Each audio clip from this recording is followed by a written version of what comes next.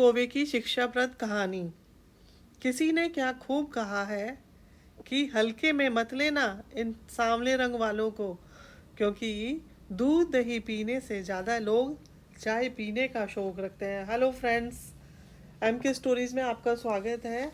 आज इस कहानी को सुनाने का मकसद मेरा सिर्फ आपका मनोरंजन करना ही नहीं है, बल्कि आपके सोच और आपके विचारों और जीवन में सकारात्मक परिवर्तन लाना भी है। चलिए तो कहानी शुरू करते हैं। आप लास्ट तक बने रहिएगा। कहानी शुरू करते हैं। एक घना जंगल था। उस जंगल में अनेकों तरह के पशु पक्षी रहते थे।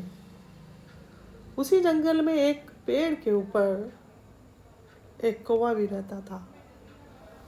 उसी पेड़ के नीचे एक महात्मा जी भी रहा करते थे। महात्मा जी अपनी तपस्या में अधिकतर लीन रहते थे। कौवे की काँव काँव से भी उनकी तपस्या पर कोई असर नहीं होता। उनकी आँख नहीं खुलती। एक दिन महात्मा जी के चेहरे पर कुछ पानी की बूंदें गिरी। महात्मा जी ने आँख खोलकर इधर उधर देखा तो उन्हें कोई नहीं दिखा। फिर अचानक ऊपर देखा तो एक कौवा रो रहा था। महात्मा जी ने उस कौवे को नीचे बुलाया और पूछा, तुम क्यों रो रहे हो? कौवा बोला, रो नहीं तो क्या करूं? भगवान ने इतने सारे पशु पक्षी बनाए हैं, सबको अच्छा रंग रूप दिया है, मुझे ही इतना काला कलूटा क्यों बना दिया? पता नहीं उन्हें मुझसे क्या प्रॉब्लम थी? महात्मा जी ने कहा, अच्छा अच्छा, तुम अपने काले रंग से दुखी हो। कोयल भी तो काली है, उसे तो कोई शिकायत नहीं है।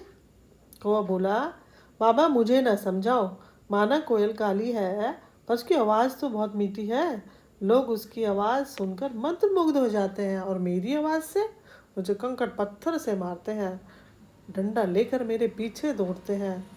सिर्फ श्राद्ध के दिनों में मुझे कुछ नहीं कहते, वो भी उन्हें लगता है कि श्राद्ध में कौवे को खाना खिलाने से उनके पितरों को शांति मिलेगी। अब मैं रोऊं नहीं तो ऐसे में क्या करूं, बोलो? महात्मा जी मुस्कुराए और बोले, अच्छा अच्छा, तुम कौवों को लगता है कि तुम्हारे साथ नाइंसाफ़ी की गई है। कौवा बोला, नाइंसाफ़ी नहीं, शरारत ज्यादती बाबा, ज्यादती की गई है। और महात्मा जी बोले, मैं तुम्हारे दुखों का निवारण कर सकता हूँ। एक बार तुम्हारी अपनी शक्तियों से मैं तुम्हें जो तुम चाहो मैं वह बना दूंगा। इतना सुनते कौवा खुश हो गया और बोला, बाबा हंस बना दो, हंस। क्या मस्त कलर, एकदम दूध जैसा सफ़ेद। अब देर ना करो, हंस ही बना दो। महात्मा जी बोले, एक बार सोच लो अच्छे से, क्योंकि बार बार मैं तुम्हें कुछ नहीं बना सकता। मेरे हिसाब से तुम एक बार हंस से मिल लो और पूछो, बात करके देखो। अब हंस अपने जीवन से खुश है कि नहीं है?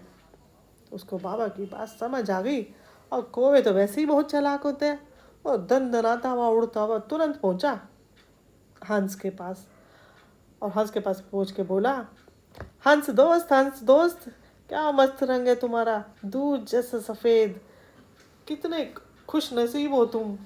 लोग तो तुम्हारी फ़ोटो भी खींचते हैं।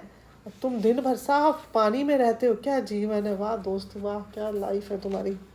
ये सुनकर हंस बोला, अबे ओए कौवे काले कलूटे, अब चुप हो जा, वरना इस साफ पानी में तेरे डुबा डुबा के जान ले लूँगा। बहुत देर से तेरी मैं बकवास सुन रहा हूँ, अब एक शब्द भी मत बोल देना, ठीक है? जीवन मेरा, पता तुझे है। अब कौवा डर गया और बोला धीरे से, क्या बात है, तुम्हें भी कोई दिक्कत है क्या? दिक्कत दिक्कत ही दिक्कत है, ये भी कोई रंग है मातम बनाने वाला सफ़ेद? मैं तो तंग आ गया इस रंग से।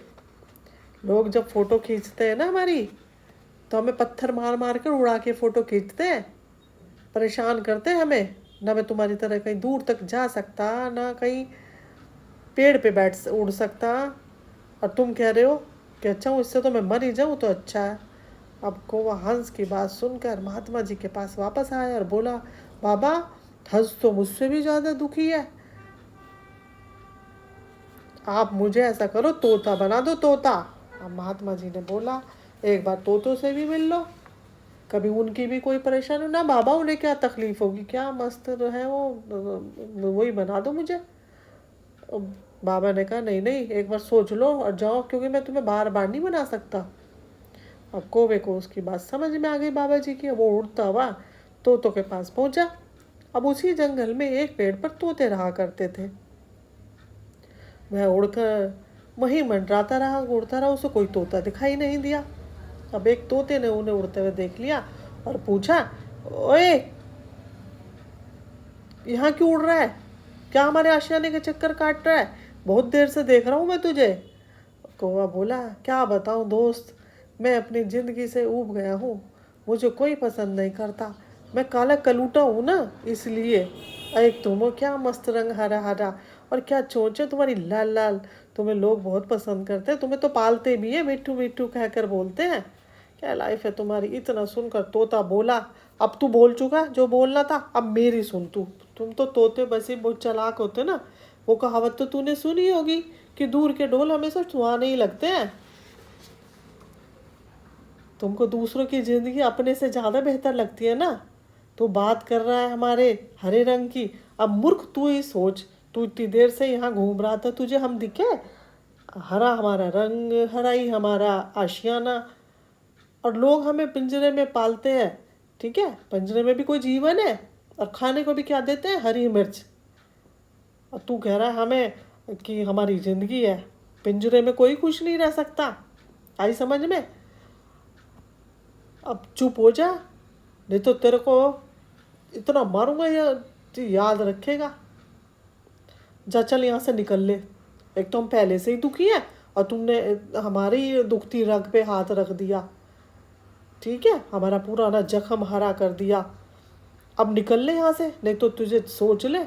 अब तोता डर गया एकदम से, वहाँ से निकलता निकलता फिर जल्दी से बाबा के पास पहुँचा, भागता हुआ आया। बाबा, तोतों का तो हमसे भी ज़्यादा बुरा हाल है, और उनकी ज़िंदगी तो मुझसे भी बदतर है। ये सुनकर महात्मा जी बोले,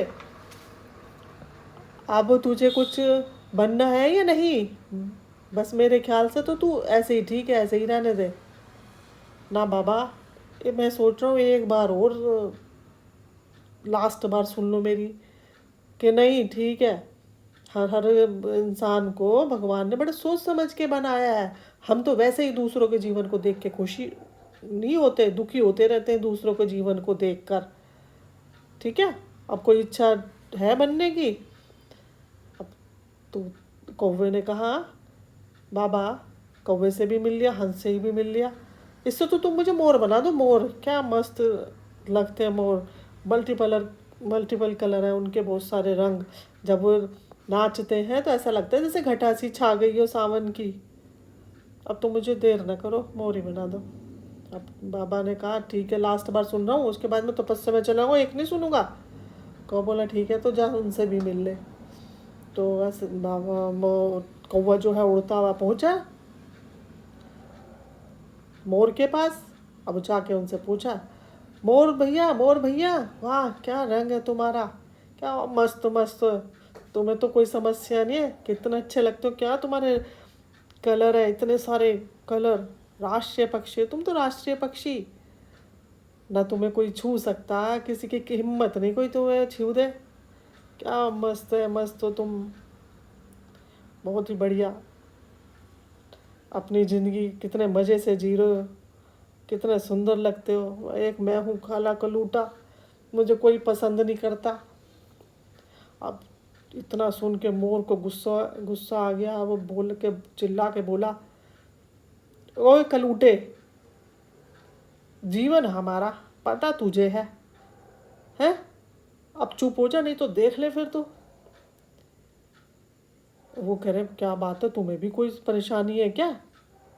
परेशानी, सारी परेशानी है। ये जो पंख है ना हमारे, यही हमारे जान के दुश्मन है। हमें तो ये भी नहीं पता होता है कि आज हम जिंदा कल जिंदा भी रहेंगे या नहीं। हम चाहे राष्ट्रीय हो या अंतर्राष्ट्रीय, लेकिन पूरी चिंता आ जाती है हमें जीवन की, हम सुरक्षित नहीं है। आई समझ में? लोग हमारे पंखों को बेचते हैं बाजार में, मार्केट में बेचते हैं, और तू कह रहा है हमारे हम खुश हैं, ठीक है। ये पंख जो हमारे जान के दुश्मन है, नहीं नहीं, तुम तो सबसे अच्छे हो। जिस सांप से सारे डरते हैं, तुम तो सांप को भी खा लेते हो। अरे कुछ नहीं कुछ नहीं, सबसे ज़्यादा खुश तो तुम ही हो। अरे मोर भैया, ना तुम खुश हो ना तोते खुश हैं ना हंस खुश है, फिर खुश कौन है? तू खुश है तू। वो कैसे? अब तू ही बता। मोर ने कहा कि तूने कभी मटन बिरयानी सुनी? हाँ सुनी। चिकन बिरयानी सुनी? सुनी। लेकिन कभी तुझे कौवा बिरयानी सुनी? कह रहे नहीं। तो फिर बता, ना तुझे कोई मार सकता, ना तुझे कोई पिंजरे में कैद कर सकता। तो अपनी मर्जी का मालिक है, कहीं भी उड़, कुछ भी खा, कहीं भी रह। ठीक है। अब इतना सुन के मोर को समझ आ गया। तो तुरंत आया बाबा के पास और बोला, बाबा आपने सही कहा, बिल्कुल हंस भी खुश नहीं है, तोता भी खुश नहीं है, सब दुखी हैं। हाँ दोस्तों, ये कहानी आपको कैसी लगी मुझे ज़रूर बताएं कमेंट्स करके। हमें भगवान ने सबको अच्छा बनाया है, लेकिन हम तो वैसे ही परेशान है। हर आदमी परेशान है, कोई किसी चीज़ से, कोई अपने रंग रूप को लेकर परेशान है, कोई अपने चेहरे से परेशान है। सब परेशान है, किसी को ना किसी को कोई परेशानी है, कोई खुश नहीं है। कोई अपने रंग रूप को लेकर दुखी, तो कोई पैसे को लेकर दुख है, कोई अपने पति से दुखी है, तो कोई अपनी पत्नी से दुखी है। सब दुखी हैं, जबकि भगवान ने हमें प्राणियों को बहुत सोच समझ के बनाया है। हमें भगवान का धन्यवाद कहना चाहिए, खुश होना चाहिए अपनी लाइफ से, कभी भी किसी से अपनी तुलना नहीं करनी चाहिए।